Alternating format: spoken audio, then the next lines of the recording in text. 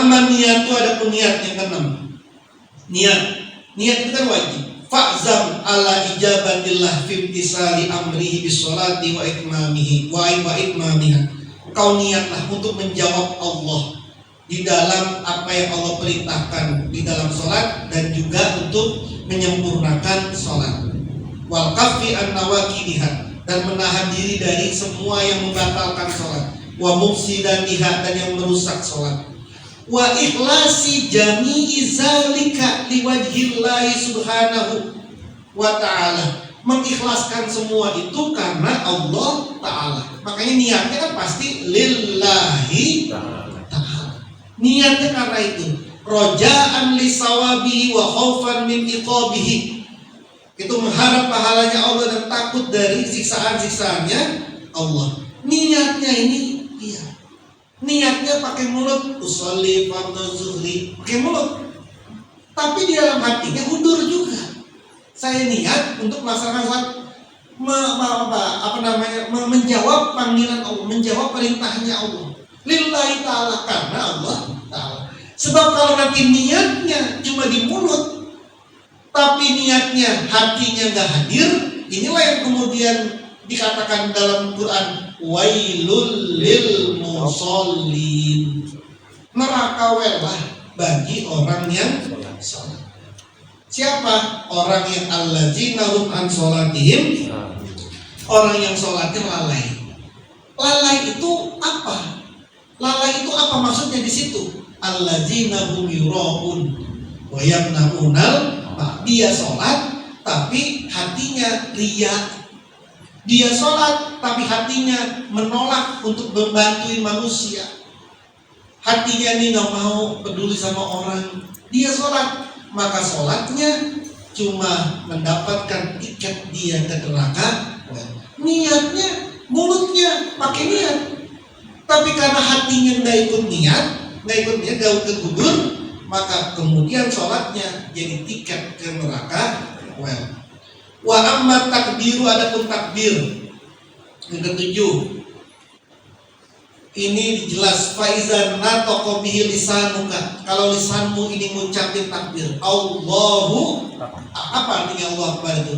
Allah paling besar, Allah maha besar. Mulutnya ngucap seperti ini. Fayan bagi Allah yukazibahu qalbuka, mulutmu udah mengucap Allahu Akbar, Allah paling besar, maka hatimu jangan mendustain. Hatimu jangan mendustakan.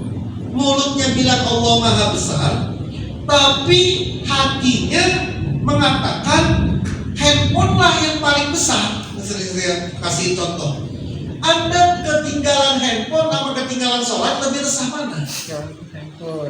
Kehilangan handphone sama kehilangan sholat, lebih resah mana? Berarti kan yang mana yang lebih besar? Mana yang paling besar?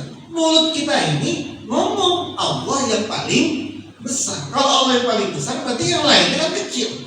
Tapi kenapa kemudian urusan dunia lebih besar daripada urusan Allah? Maka kata Al-Ghazali di sini, lisanmu udah ngomong seperti itu, maka batinmu jangan dibohongin. Kau jangan bohong pakai batin dengan mengatakan bahwa engkau memang besar, tapi hatimu bohong.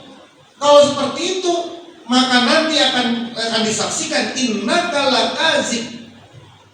Kalau hatimu itu bohong, wa huwa akbaru minallah, kalau ada sesuatu yang lebih besar dari Allah, fallahu yashhadu innaka lakazib, maka Allah akan memberikan kesaksian engkau ini dusta. Ngomongnya doang Allah maha besar, tapi ternyata di dalam hatimu ada dunia yang lebih besar daripada Allah. Wa in kanal kalamu sidqon, sekalipun ucapannya itu jujur, benar. Dia ngomong Allahu Akbar, benar dia ngomong. Sekalipun hatinya itu jujur, lisannya itu ngomongnya itu benar. Tapi karena hatinya ini enggak mengatakan seperti itu, jadilah dia kama syahida alal munafikin, maka dia akan bersama, disaksikan bersama dengan orang-orang yang munafik. Juga orang-orang yang munafik. Jadi Allah Akbar. Wa amma du'a'ul istiftah di sini. Adapun doa istiftah tadi itu istiftah. Allah apa ini wajhatu wajhiya lillazi fatara samawati wal ardh, itu udah jelas banget. Aku ngadep kepadamu ya Allah wajahku. Apalagi kemudian inna sholati wa nusuki wa mahyaya wa mamati lillahi rabbil alamin. Itu kan jelas, sholatku, hidupku, matiku, ibadahku, segala semua dalam hal hidupku lillahi rabbil alamin. Semuanya adalah untuk Allah, miliknya Allah. Itu mulut ngucapin seperti itu, tapi hatinya bagaimana? Sama seperti orang laki-laki ngomong, saya betul-betul cinta kepada kamu, tapi hatinya ternyata selingkuh, hatinya ternyata menipu. Mulutnya ngucap, tapi hatinya menipu. Maka hudurul qalbinya, menghadirkan hatinya ketika istiftah adalah betul-betul kita menghadirkan bahwa Allah, kita menghadap kepada Allah, dan semua yang kita lakukan adalah hanya kepada Allah. Wa ammar ruku' wa sujud, adapun ruku dan sujud ini sama, kita ruku yang tepat, sujud yang tepat, bahwa tidak ada gerakan, tidak boleh orang itu ruku dan sujud selain sholat. Nggak boleh orang ruku dan sujud itu selain sholat. Itu pernah kita bahas itu, selain dalam sholat nggak boleh. Apa sujud nggak boleh, ruku juga nggak boleh. Ada orang sujud tapi bukan karena sujud syukur, bukan karena sholat. Sujud itu hanya untuk kepada Allah. Kepala yang paling tinggi ada di posisi yang paling rendah. Pantat yang katanya itu jelek ada yang paling tinggi. Menaruh sesuatu, ego kita paling bawah. Nah itu kemudian kita sujud, maka akunya kita ini aku, egonya juga ikut sujud. Kita nggak punya apa-apa, kita nggak bisa apa-apa, kita nggak bisa melakukan apa-apa. Semuanya itu adalah miliknya Allah. Wa ammat tasahud, dan adapun tasahud, tahiyat itu sebagai akhir daripada sholat, maka isi tahiyat adalah penghormatan. Itu ada tahiyat, ada salam kepada Nabi, kepada orang-orang Muslim sebagai akhir daripada sholat. Ini kemudian dikatakan oleh Nabi, wa qala sallallahu alaihi wasallam lillazi awsah.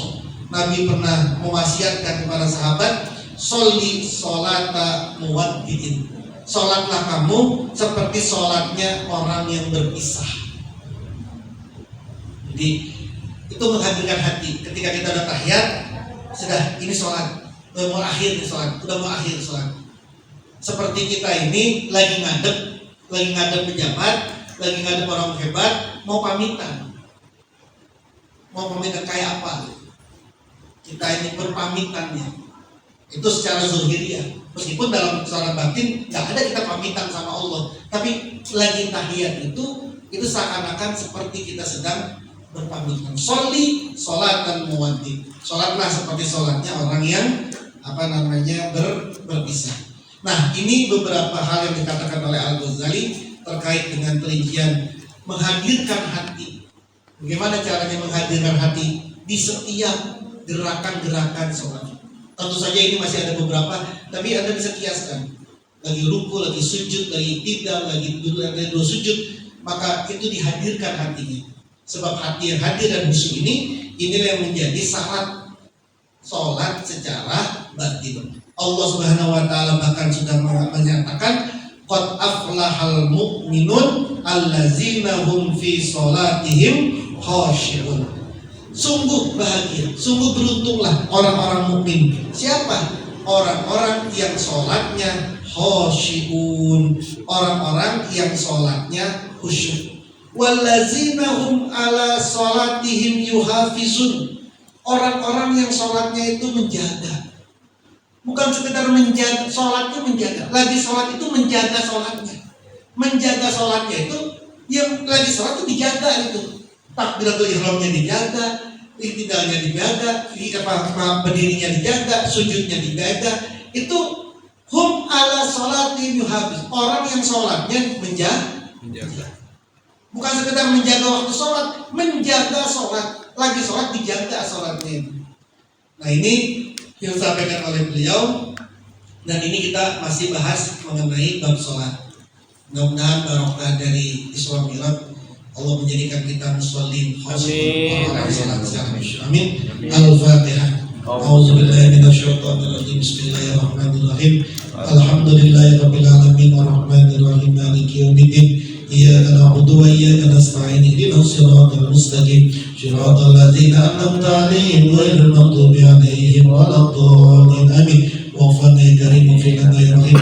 Allahumma shalli ala sayyidina Muhammad wa ala ali sayyidina Muhammad. Allahumma inna nas'aluka bima qara'na wa sami'na wa farduhuma ila hajatina. Allahumma ij'alna wa ij'al awladana wa talamizana min ahli ilmi wa min ahli khair wa la taj'al waliyahum min ahli syarr wa min ahli jahl. Ya Rabbana hab lana min azwajina wa dhurriyyatina qurrata a'yun waj'alna lil muttaqina imama. Rabbana atina fid dunya hasanah wa fil akhirati hasanah wa qina adzabannar. Wa sallallahu ala sayyidina Muhammadin nabiyil ummi wa ala alihi wa sahbihi wa baraka wa sallam. Wa akhiru da'wana alhamdulillahi rabbil alamin.